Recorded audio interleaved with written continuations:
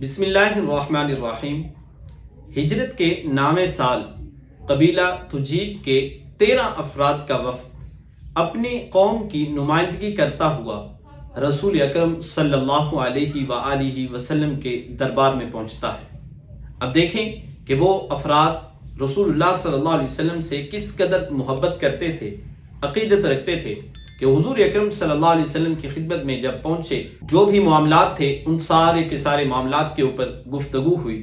جب ان کے جانے کا وقت ہوا تو نبی رحمت صلی اللہ علیہ وآلہ وسلم نے ان کو تحائف پیش کیے۔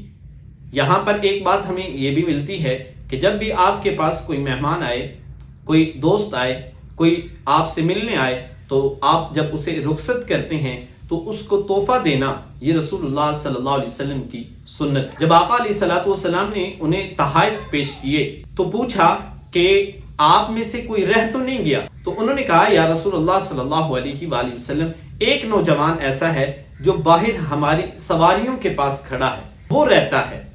اب نبی رحمت صلی اللہ علیہ وسلم نے فرمایا کہ اس نوجوان کو بلایا جائے۔ جب وہ رسول اللہ صلی اللہ علیہ وسلم کی خدمت میں حاضر ہوا، آقا علیہ الصلوۃ والسلام نے فرمایا وما حاجتک، بتا تیری کیا حاجت ہے، کیا تیری بھی کوئی حاجت ہے تو بتا تاکہ اس کو بھی پورا کیجیے۔ میں قربان جاؤں اس نوجوان کی بات پر کہ اس نے اپنی حاجت جو رسول اللہ صلی اللہ علیہ وسلم کے سامنے بیان کی، وہ حاجت کیا تھی؟ وہ کہنے لگا یا رسول اللہ، میرے لیے 3 دعائیں کر دیجئے۔ اب وہ 3 دعائیں کون کون سی تھی؟ ایک ایک جو دعا ہے اس کے اوپر انسان کو غور کرنے کی ضرورت ہے۔ وہ کہنے لگا تسأل اللہ ان یغفر لی ویرحمنی ویجعل غنائی فی قلبی، کہ اللہ رب العزت میری مغفرت فرمائے اور مالک کائنات میرے اوپر رحم کرے۔ اور جو آخری بات تھی کہ ویجعل غنائی فی قلبی، کہ اللہ رب العزت میرے دل کو غنی کر دے۔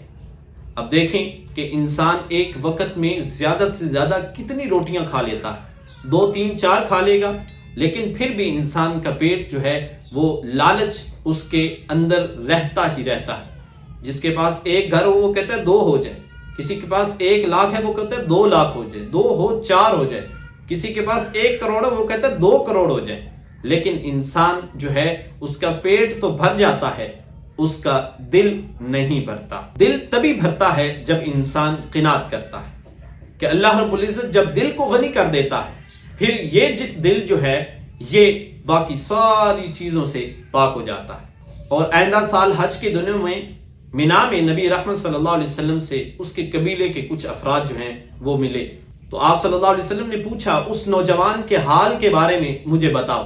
تو انہوں نے بتایا یا رسول اللہ صلی اللہ علیہ وسلم، وہ نوجوان اللہ کے دیے ہوئے پر خوش ہے اور ہم نے اس جیسا کوئی اور نوجوان نہیں دیکھا، یعنی اللہ نے اس کے دل کو غنی کر دیا، جو کچھ ہے اسی کے اوپر قناعت کر لیتا ہے۔ تو نبی رحمت صلی اللہ علیہ وسلم نے فرمایا کہ مجھے امید ہے کہ وہ شخص اسی حالت میں دنیا سے جائے گا اور اللہ رب العزت اس کو غموں سے پاک کر دے گا۔